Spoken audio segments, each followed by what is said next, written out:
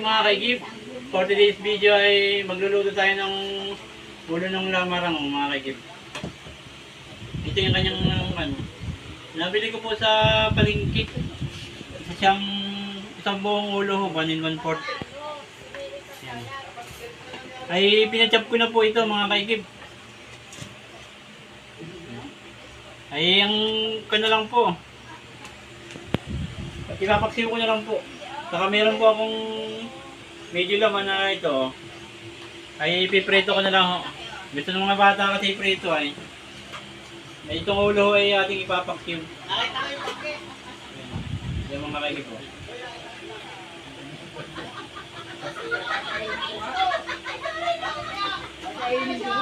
Ito po yung ating ipapaksiw mga kaigib po. Ang ulo.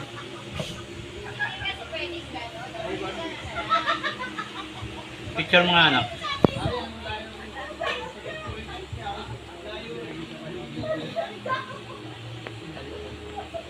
Yan po.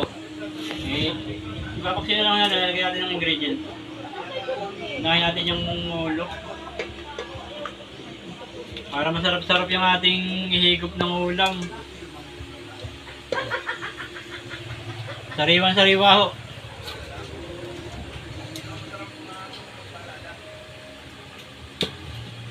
Lagyan natin ng konting asin.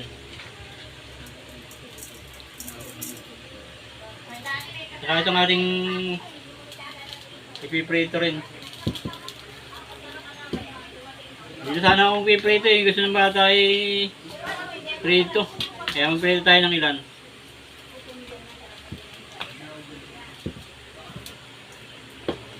Lagyan na natin itong ingredients mga kakibo. Sili, bawang at luya. Bawang at sibuyas pala yan mga kaigib. Lagyan natin mga kaigib ng luya. Lagyan natin muna natin ng...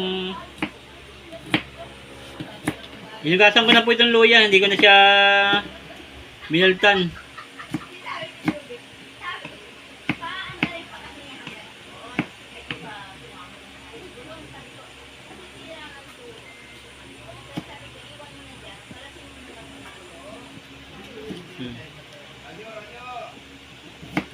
Para masarap-sarap mga kaibang ating ulam. Namimiss ko yung ganitong luto. Lagyan natin po mga kaigib ng ingredients.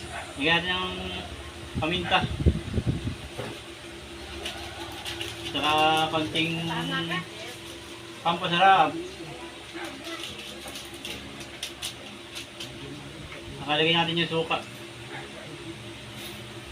Para maging maasim. Nakalagay natin ng kaunting tubig. Ito na mga kaigib. Lagyan natin tubig.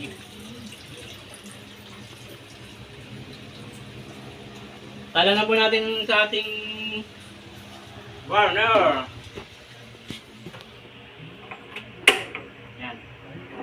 Kaya natin ang mga kaigib kumulo. Ayan po ang aking simpleng kusina, makalat pa kasi hindi pa ako nakakapag-linis. I-prepare itong isda ay susunod natin. Ayun mga kaigib, mamaya kakaya tayong tanghalian. Yung masarap na paksiw na ulo ng... Anong isda niya yan? Ulo ng? Hindi ko alam. Paano ang isda niyan? Lamarang na. Ulo ng lamarang.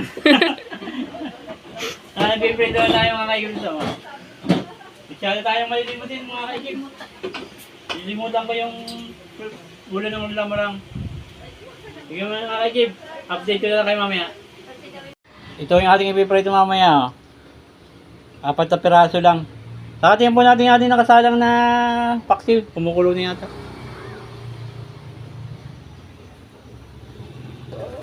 Wow, kumukulo na ho mga kaigib oh. Hintayin na lang natin maluto. Takpan natin.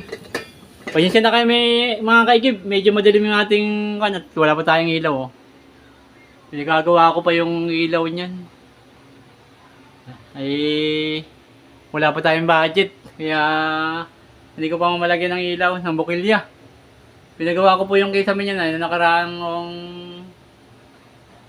nung nakaraang nagkapera ako ay pinagawa po namin yung kisame. Ay hindi pa po namin nakapagilagay ng bukilya. Ng ilaw. Pati yung ating comfort room, ganun din. Ito dito. Yan. Dalawa ho yan, oh. Sa ating CR.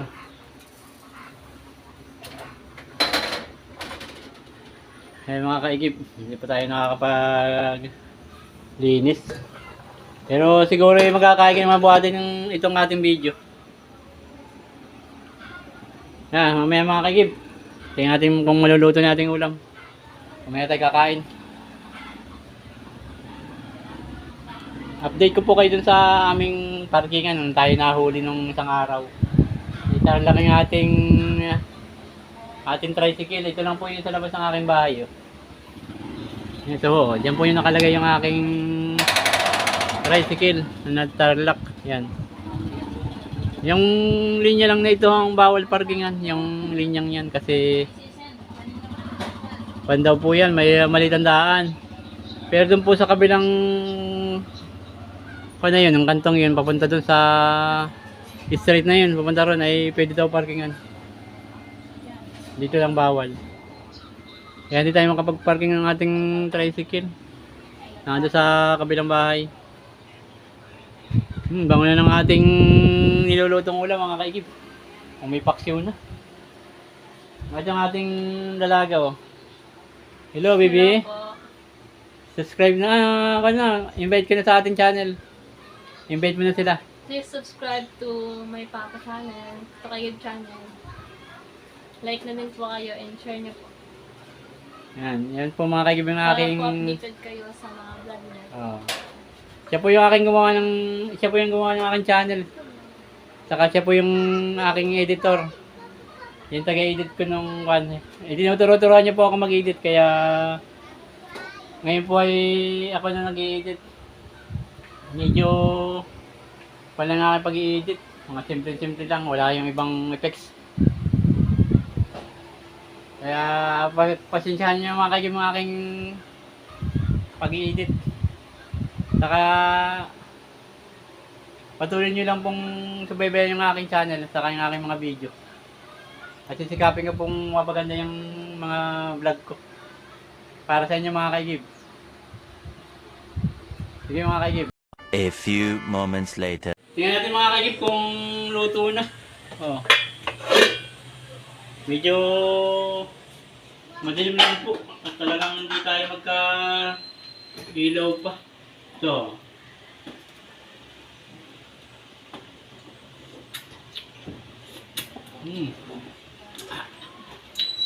Para sa akin ay medyo kulang pa yung asim. Pero okay na, malambot na siya. So naman po natin lutuin yung prito mga kaigib. Okay na ito. Mag-prito naman tayo ng ulam ng mga bata. 4 na piraso lang po ito.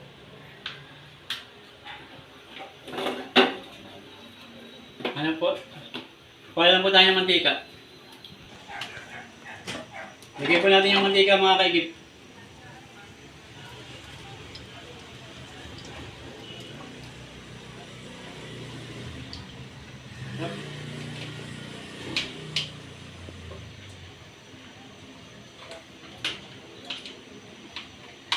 Iprito rin po natin yung mga bata kasi ayaw nila nung paksiw. Mas gusto nila itong prito.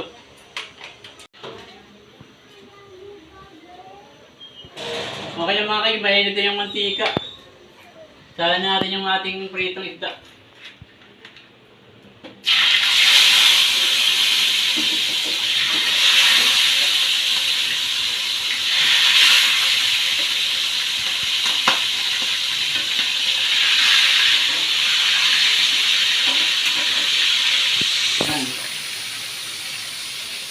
Balikan na lang po natin mga kaigib.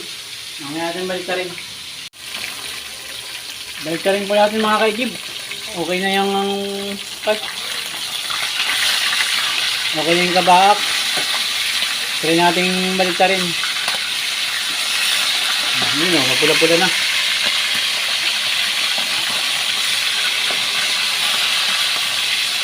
Hindi ko na nilagyan din ng konting harina, powder. Hindi mo siya dumikit.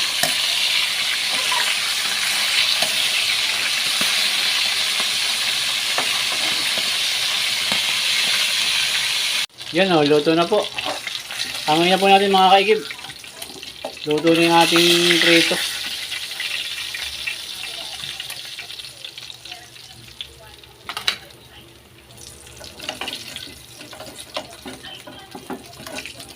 Luto na o.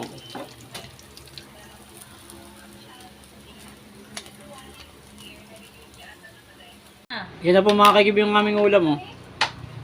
Kain po tayo mga kaikib. So, yung ating pritong isda. Kakain na rin po yung aking lalaga oh. Aking Monica Iha.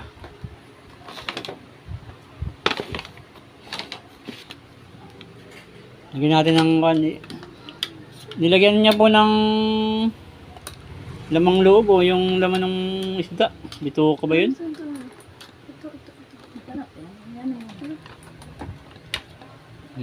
Asan ako yan? Salog. Yup. Sarap. Wala ba itong ano? Magkamay na lang tayo mga kaikib.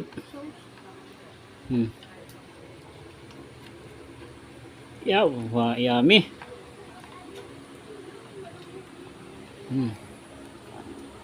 Ayan mga kaikib oh.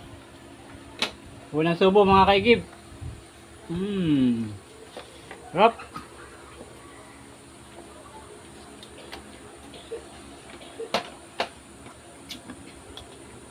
Paktiw. Ulo ng lamarang mga kaikib. Ganun lang ako. Takam na takam po ako nung nakakita po ako nitong nilulutong sa YouTube. Kaya nagluto rin po ako. Ano yan? Ito ka. Ano lang, yung medyo part ng matigas, di natin kayang agatin. Ano mo kalita?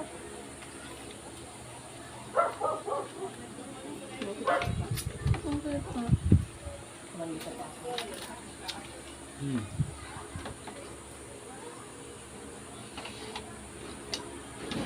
Ano po?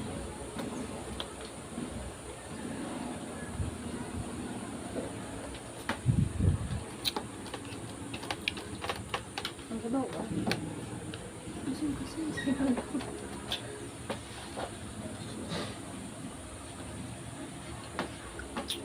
Lagyan natin ito ba mga kaikib?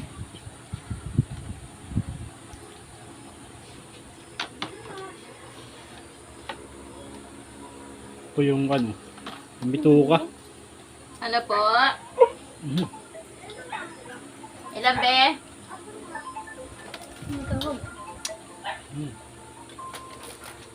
Ito po yung bituka ng isda. Lo. Lani. Nestor.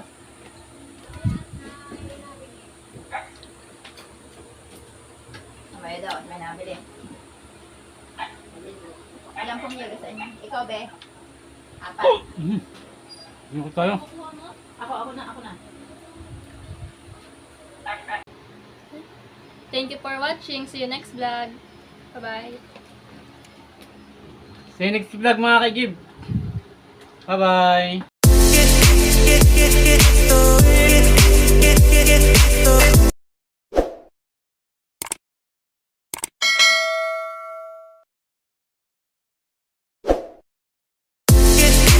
Get